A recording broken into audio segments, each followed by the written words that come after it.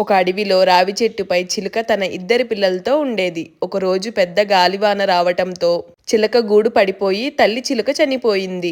అటుగా వెళ్తున్న ఒక వేటగాడికి ఒక చిలుక పిల్ల దొరికింది. మరొక పిల్ల సమీపంలోని ముని ఆశ్రమంలో పడింది. ఆ చిలుక పిల్లను ముని బాలకులు చేరదీశారు. కొంతకాలానికి అవి పెద్దయ్యాయి. ఒకరోజు ఆ ప్రాంత రాజు అడవిలో వేటకు వెళ్తుండగా వేటగాడి వద్ద పెరిగిన చిలుక రాజును చూసి ఎవడో వస్తున్నాడు, తరిమేయండి వాణ్ణి అంటూ అరిచింది.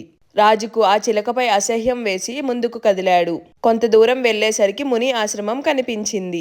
అక్కడున్న చిలుక రాజును చూసి, దయచేయండి మహారాజా, మీరు మా ఆశ్రమానికి రావటం చాలా సంతోషం అని ఆహ్వానించింది. అప్పుడు రాజు, ఈ రెండు చిలుకలు చూడటానికి ఒకేలా ఉన్నాయి, కానీ వీటి స్వభావంలో ఎంతో తేడా ఉంది అన్నాడు రాజు. దానికి ఆ చిలుక, వాడు మా తమ్ముడే మహారాజా, వేటగాడి వద్ద పెరగటం వల్ల అలా మారిపోయాడని చెప్పింది.